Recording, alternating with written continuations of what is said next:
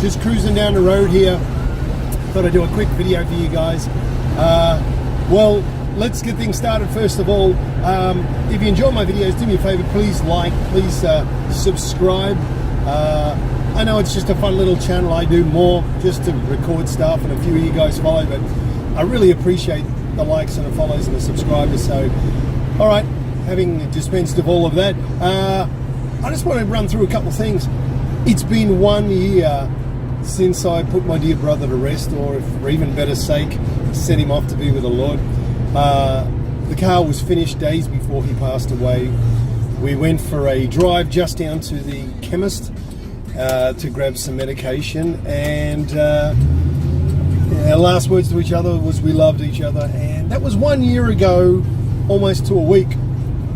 Here's the strange thing. The younger brother, Damo, was in a car wreck the other day.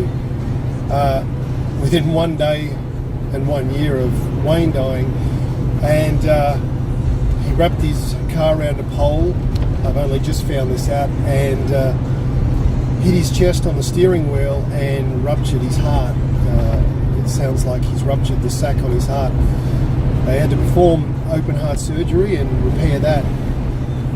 So there's a bit of a horrible irony that within 1 year, 1 day, that Damo, had an accident and almost died. So thank goodness he's in hospital, and it sounds like he's recovering, and it's going to be a bit of a slow process. But there we go. So it's been 1 year and about a week now.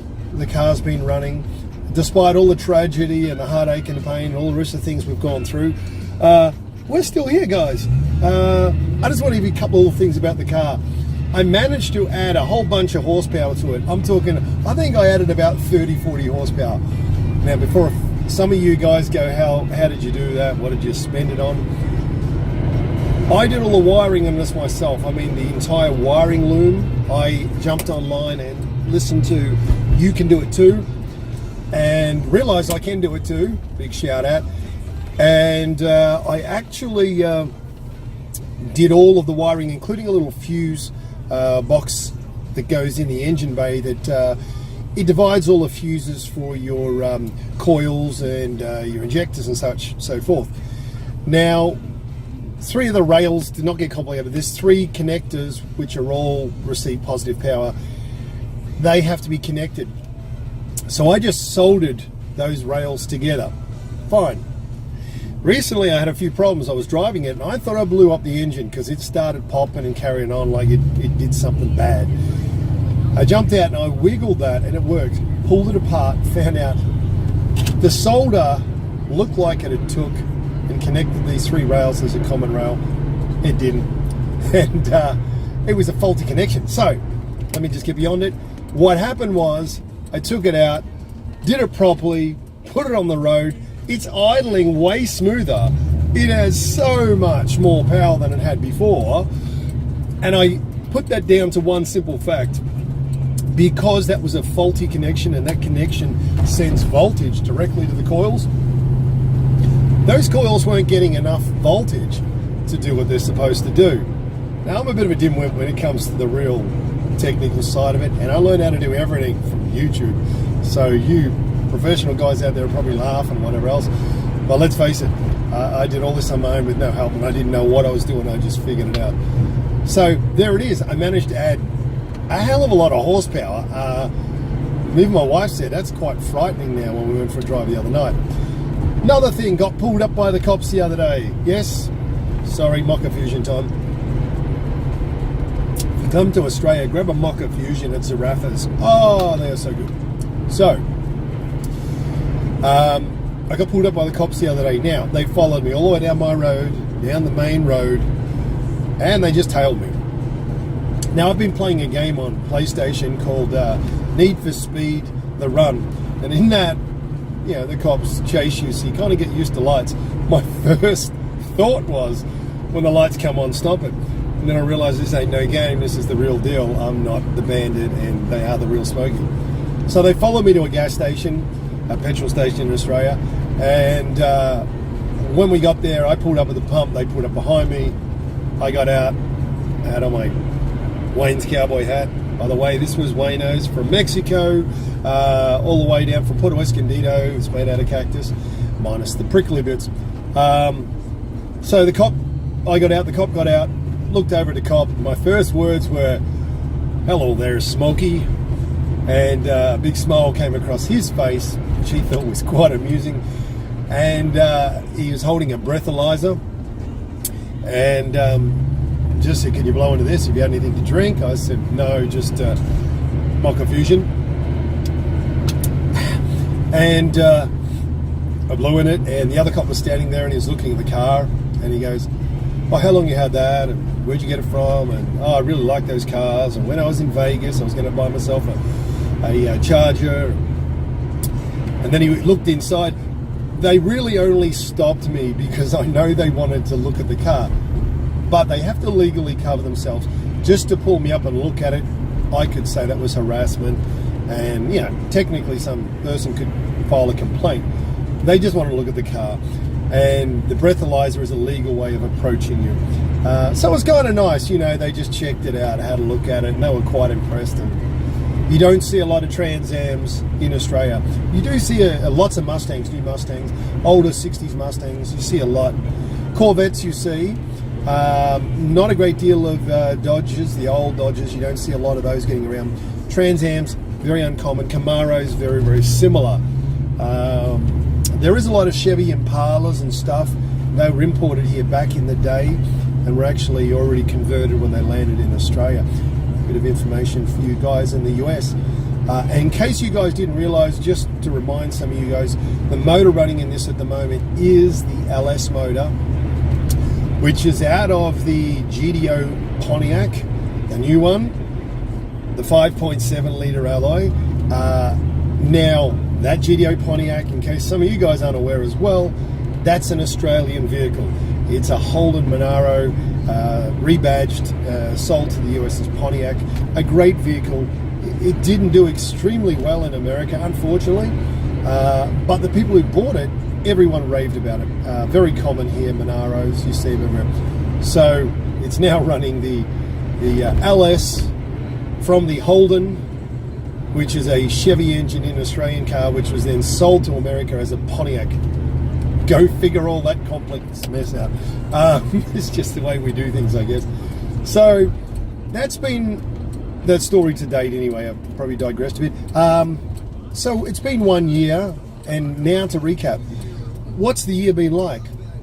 I've really had zero problems. I had a few little issues with wiring, as I just told you. A couple of funny relays that I had to create for a park switch, so that it's a safety park. I started in drive one day at a shopping centre, and it drove into one of those little bollards, the poles, only a few inches, but after that I went, no, I'm putting in a neutral safety switch. Is in one of my videos, you can look at it too, how I built it using 3D molding plastic without a 3D printer. That's some cool stuff to check out. So the cars run fantastic. It's been very inexpensive to run. It's a 5.7 litre alloy, as I said before. It's smooth, it's economical. Our fuel in Australia is quite expensive. You do the math. I paid $1.70 per litre the other day. So if someone wants to do the calculation on that, you're going to find out just how much we pay in Australia for our fuel. It's quite costly. So it's been fantastic. I couldn't have been happier with buying the LS and putting the 301 turbo motor on the shelf to rebuild. And the only things I can really floor to say that now that I've driven often enough, what I would like to do, I really would like to add a turbo. I'm not going to get around that. The car is a turbo Trans Am. I loved it. When they first came out, I saw them, in magazines, and I thought, wow, turbocharged V8. So I kind of really miss the fact that it's the novelty, let's say, of a turbo. That's what really sold me on the car. So I think putting a turbo in it's probably one of the things I still want to do. Cost-wise, it's going to add up. I think I might put a cam in it to begin with, because I can cam it and then add a turbo. Anyone out there with some ideas what you think of that, camming it and then later on putting a turbo? But apart from that, the 3-speed, I don't do really much highway driving, but to do a road trip down the highways, I would definitely need to put a 4-speed in it. The gear ratios aren't the greatest. The fuel economy would be through the would drop dramatically. So I'm thinking, as I've said in a previous video, TH200 R4 rebuilt, you know, with a stage 2 kit, and you know, strong enough to handle 600 plus horsepower, because, you know, you put a turbo on it, you want that extra margin to be able to make sure it goes well. The paint, I know that people say she looks rough, and I'm going to do you all a favor now. I'm going to hop out with this camera and I'm going to show you exactly what she looks like, so you guys can get a decent look at her. So, as you can see, she's not Mickey Mouse. I never ever said it was Mickey Mouse. That's why people say, you know, oh, you're going to paint it, you're going to paint it. But for me, it's not about being pristine. I mean, talk to my buddy Mitch. We'll say exactly the same things, because we both agree 100%. It's the passion for driving the car, and I'm broke-ass. Probably the latter is the biggest situation for me, but I'm working on that, getting things together. I'm doing a show and stuff, and hopefully we'll get to that point. Oh, look, my breasts are hanging out. But it's one of those things. Look, I like the way she looks. The cop actually loved the look. He said, I love that rough look. So I'm just happy with her. She's just a great car. And all you guys out there that have Trans Ams, Camaros and stuff, please send me a link to your video, because I want to check out other guys that've got, you know, Trans Ams and Camaros and any of those other old muscle cars. I don't care how patina they look. Do me a favor, please send me a picture or a video so I can at least see what you guys are working with as well.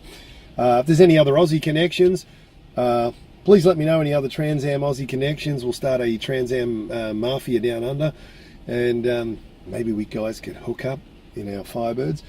I've only met two. I met a silver anniversary 79 and it had Daytona on it, which apparently they did make them. Can't believe it. And another 79 with a 6.6 in it, I believe. But it's summer here in Queensland. We've had some really hot days, a bit overcast. It's still a bit humid. We've had a lot of bushfires. My heart goes out to everybody in California. I know you guys have been through hell. I used to live in SoCal down in La Jolla, and I know how dry that gets during summer, so my heart goes out to everybody out there, and I hope your families are all good. Everything else is pretty good. I hope you guys enjoyed the video. Any suggestions, any ideas, anything you want me to video, I don't care what it is. Let's keep it, you know, clean though, of course. I'm happy to oblige you guys. So here we are from Australia 1 year later. Wayne may not be here, but this engine is powered by the memory of Wayne, or as we affectionately used to call him, Wayne Poos. So this video is 1 year later, memory of Wayne Poos. And to all you guys, thank you so much for watching my videos. Please do me a favor, give me a thumbs up, subscribe, ring the bell. You'll know when I got new videos. Any suggestions, please let me know. And till next time, please send me your videos as well. Bye for now. God bless you all.